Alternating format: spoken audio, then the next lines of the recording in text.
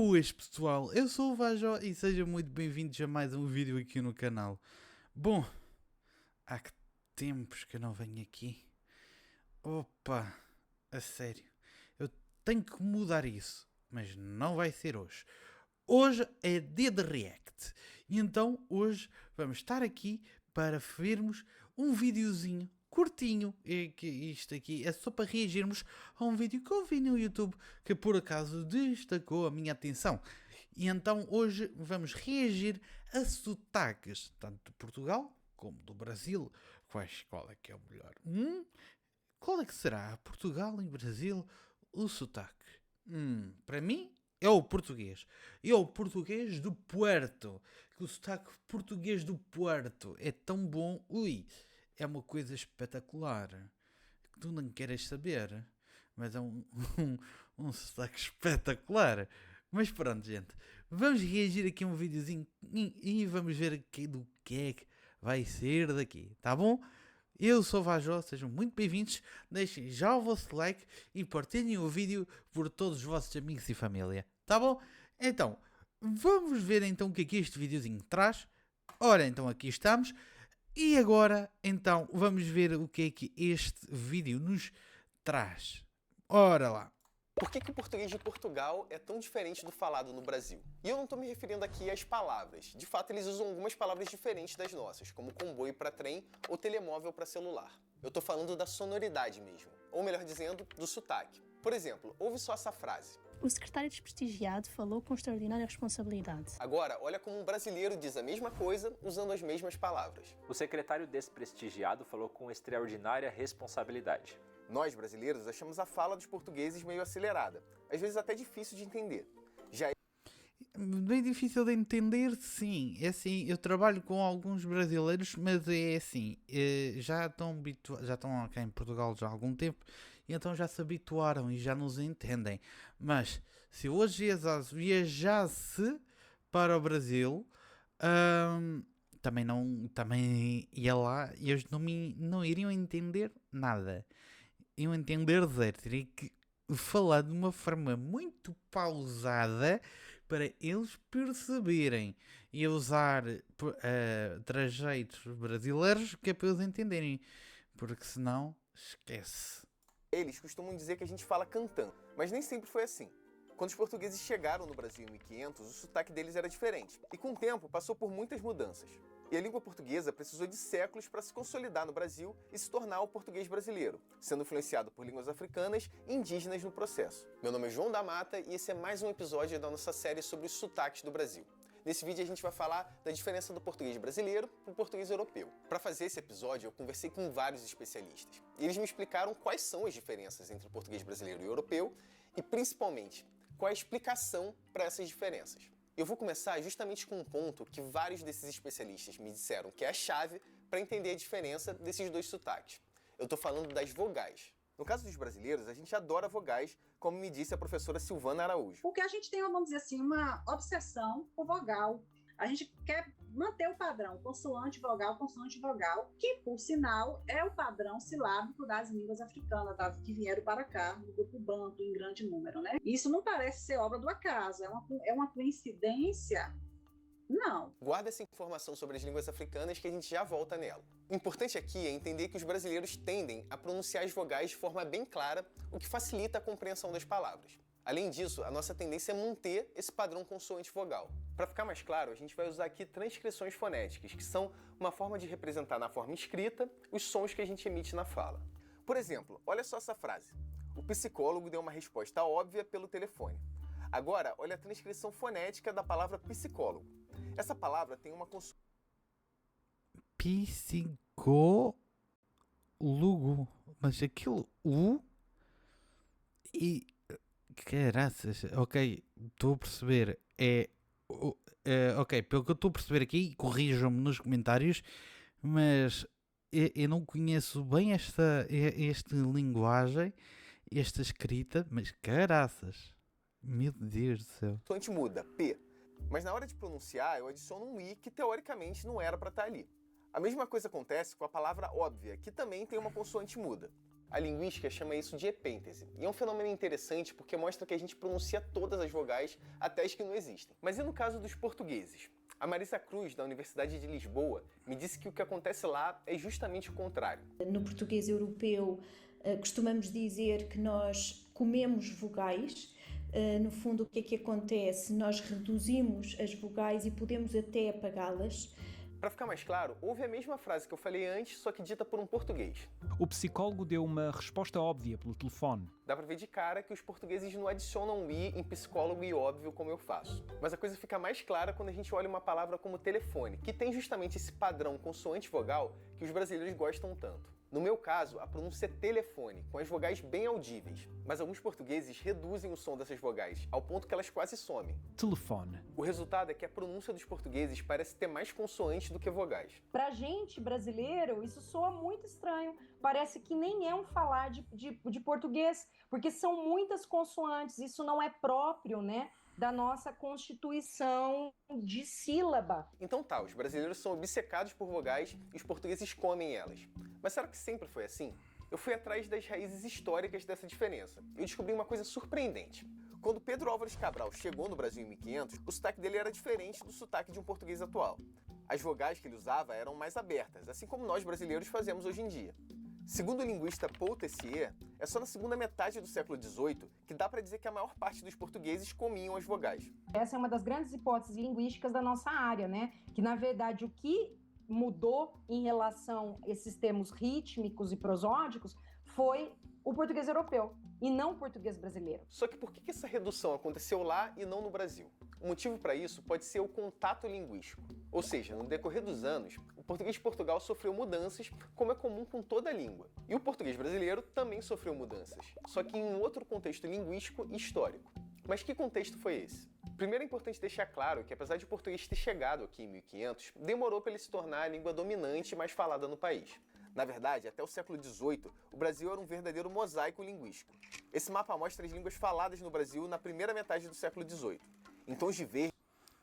É assim, em Portugal continental, nós, que eu saiba, só temos sotaque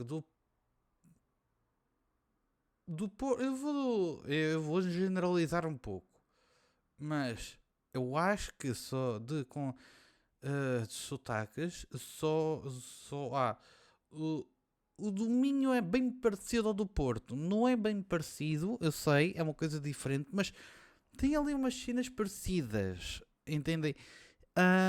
Mas corrija-me nos comentários, que eu de certeza que devo estar aqui a dizer uma geneira tremenda, mas pronto. Depois, só para nós estarmos, é que nós estamos a ver esta imagem que é, mas que em Portugal, que eu saiba, há o sotaque do Porto, o de Lisboa, que é para aí um neutro, sotaque neutro, que é o português continental. Mas depois há o português continental e depois há o do Porto, o do Minho, vou considerar o do Minho também, pronto. O do Minho, depois, que eu conheça, por favor corrijam-me, que eu conheça, há o do Minho, o sotaque, o alentejano, que também, o sotaque alentejano, eu tenho uma amiga alentejana, que eu adoro ouvir o sotaque alentejano, e eu vou passar uma semana à casa dela, então saio de lá a falar alentejano, que é uma coisa espetacular. Mas pronto, depois, não sei se o Algarve tem grande sotaque, nunca ouvi grande sotaque no Algarve. Portanto, eu acho que em Portugal só temos sotaque do Minho, sotaque do Porto, e o alentejano, só temos 3. E agora vejam os sotaques que existem no Brasil. É incrível, o número de sotaques que existe no Brasil é incrível. Estão as línguas indígenas do tronco tupi-guarani. Entre elas as línguas gerais, usadas por povos indígenas, colonos, bandeirantes e missionários como meio de comunicação. Em tons mais escuros estão regiões em que tribos isoladas falavam suas próprias línguas. Vale lembrar que antes da colonização, estima-se que existiam cerca de 1000 línguas indígenas diferentes no país. Em tons vermelhos estão as línguas africanas que chegaram ao Brasil com o tráfico de escravizados, como Quimbundo, Nagô e Yorubá. E finalmente, em azul e roxo, estão as regiões em que o português dominava. É só a partir do século XVIII, com o ciclo do ouro, que o português começa a se impor como a língua dominante do Brasil. Primeiro, por causa da vinda maciça de portugueses e africanos que chegaram no país. Esses novos colonizadores e escravizados foram desalojando os colonos paulistas e mamelucos que falavam a língua geral. Além disso, a expansão da atividade pecuária, impulsionada pelo ciclo do ouro, integrou amplas partes do território brasileiro, acabando com quilombos e tribos indígenas no processo. Nesse processo, as línguas gerais foram proibidas e, cada vez mais, indígenas e africanos foram forçados a falar português. Isso se intensifica com a chegada da família real em 1808. É nesse momento que a imprensa régia é criada e que escolas e instituições científicas são desenvolvidas. E em 1850, com o fim do tráfico dos escravizados, a principal fonte de multilinguismo do Brasil acaba. Então, a gente pode dizer que no início até do século XX, o português se impôs como língua da maioria da população. Só que esse processo de colonização linguística deixou suas marcas. Nenhuma língua africana foi preservada, e o número de línguas indígenas passou de 1.000 para cerca de 300 atualmente. Hoje, o português é hegemônico no Brasil. Só que a nossa variedade, o português brasileiro, foi influenciado por todas essas outras línguas que fizeram parte da nossa história. E uma dessas influências pode ter sido justamente a nossa obsessão por vogais. Enquanto o português europeu começava a comer as vogais, o nosso passou por um outro processo. Segundo a professora Silvana Araújo, o contato linguístico com essas línguas africanas teria reforçado o uso de vogais mais abertas e a manutenção do padrão consoante-vogal no português brasileiro. É uma questão óbvia, né? Vieram muitos africanos que eles já tinham seu padrão nativo, consoante-vogal. Então, a gente fala que era, então, é compreensível que quando eles ouvissem pneu, eles colocassem pneu, porque na sua língua de criança, lá da África, era assim, consoante-vogal. Isso fica claro quando a gente pega palavras usadas no nosso português que têm origem africana. É o caso de babaca, funé, moleque, muvuca. Todas essas palavras seguem esse padrão consoante-vogal. Só que para manter esse padrão de fala, a gente costuma transformar o som de palavras que têm encontros de consoantes ou de vogais. Por exemplo, é comum que a gente fale fazendo e comendo em vez de fazendo e comendo, ou seja, apagando o som do D. Por outro lado, em palavras como caixa e baixa, a gente às vezes pronuncia caixa e baixa. Algo parecido acontece em palavras que terminam com R. Comer, fazer, dever. Tudo isso para manter esse padrão consoante-vogal. Nessas línguas do grupo que vieram para aqui, que foram muito importantes, não vieram, eles não têm consoantes encerrando sílaba. Mas tem uma outra diferença entre o português brasileiro e europeu que não tem a ver com as vogais, mas com consoantes. Ouve só com atenção como um português pronuncia essas palavras. Tia, dia. Eu, assim como a maior parte dos brasileiros, falamos diferente. Tia e dia. Mas por quê? Isso acontece por conta de um fenômeno chamado palatalização. É muito mais comum quando pensamos no português do Brasil, ou se queremos imitar o português do Brasil, imediatamente vamos começar a palatalizar t e d. Começamos a dizer tia e dia. Isso ocorre porque o i é uma vogal palatal, ou seja, na hora de pronunciar, a língua tem que chegar perto do palato, no céu da boca. Isso faz com que as consoantes que vêm antes, no caso T e D, sejam palatalizadas. Na prática, o som delas muda e fica meio chiado. Mas por que a gente fala assim e os portugueses não? Ainda não existe um consenso acadêmico sobre isso, mas alguns estudos apontam que isso também pode ser uma influência de línguas africanas no português brasileiro. A gente falou da influência das línguas africanas, mas e as línguas indígenas? Uma influência bem marcante das línguas indígenas no português brasileiro é o que a gente chama de R caipira. Se você quer saber mais detalhes disso, assiste o nosso vídeo sobre o sotaque. Interrompem-me o react com interrompem-me o react com telemarketing da Vodafone. Ainda por cima pensavam que estavam a falar com a minha mãe. Oh Vodafone, oh Vodafone, o número da minha mãe é diferente com o meu. Só para vocês verem, eu sou 91, que houve uma portabilidade, mas estou na meu. Isto aqui agora é fora de contexto do vídeo. Até vou tirar, que é para não haver confusão. É assim, o número da minha mãe é 91. Não, ao contrário. O meu número é 91. O da minha mãe é 96. E tipo, como é que disseram que sim? como é que disseram que o meu número 91 era o da minha mãe, que é 96? Estamos aqui, a mãe X. E eu, não, por acaso está a falar com o filho, mas não. Não, de todo. Pronto, estamos aqui um pacote, não sei o que. Não, de todo. Ainda estamos no contrato. E eu a pensar quem era a minha mãe, porque a minha mãe está fora de casa e precisava de mim. E atendi. Mas pronto. Vodafone, por favor. Controla os teus telemarketers, por favor. Não dá assim, não dá. Não dá. Por favor, não. Vamos voltar ao vídeo? Bora lá. Paulista, mas explicando rapidamente. Esse R teria nascido da dificuldade da população falante de língua geral, ou seja, indígenas e bandeirantes, de pronunciarem o som do L quando eles aprenderam português. É um fenômeno que a linguística chama de rotacismo. Com isso, a pronúncia do L teria virado um R meio embolado, que a linguística chama de retroflexo. Esse R não é falado em Portugal, é falado aqui no Brasil, em regiões que tiveram grande presença de bandeirantes. Isso porque o sotaque caipira se espalhou com os bandeirantes. Porta, forte. E esse R só aparece no final das sílabas. Mas tem um outro aspecto que diferencia bem o português brasileiro do europeu, que é bem fácil de perceber, mas pode soar um pouco abstrato. Estou falando da música da nossa fala. O nosso jeito de falar seria um pouco mais cantado do que o dos portugueses. Tem a ver com o que os linguistas chamam de prosódia. Para entender o que é prosódia, pensa só num aplicativo de navegação ou numa inteligência artificial. Olha como a fala desses aplicativos soam. O carro está fechado. Apesar da pronúncia das palavras ser parecida, a fala humana tem uma coisa diferente, uma música diferente. Ritmo e entonação bem próprios, ou seja, uma prosódia. A gente explica com a melodia da fala.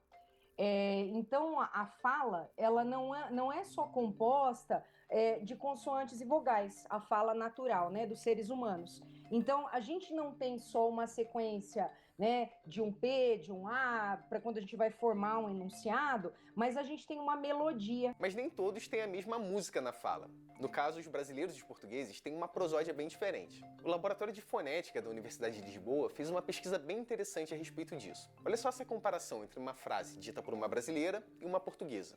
Manel vai ser presidente. Manel vai ser presidente?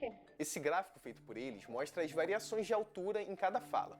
Como dá para ver, no português brasileiro existem mais movimentos melódicos do que no português europeu. É esse aspecto que eles dizem, o português brasileiro é mais cantadinho, que é exatamente isso, porque a gente tem muitas variações. Enquanto para português do Brasil a gente tem muito sobe e desce, europeu, no geral, a gente tem só uma subida inicial e depois o declínio da sentença, que dá a impressão que a gente fala mais devagar, mas isso é uma percepção, porque a gente tem características rítmicas, prosódicas, diferentes.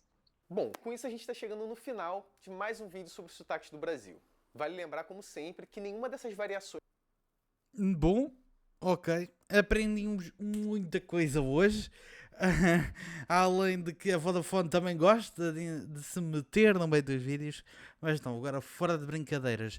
Eu por acaso não conhecia esta fonética toda à volta do sotaque brasileiro, e por acaso deixou-me bastante curioso de perceber melhor. Se vocês querem ver que eu reaja mais sobre isto, por favor, deixem já o vosso like, a vossa subscrição aqui ao canal, que é sempre muito importante.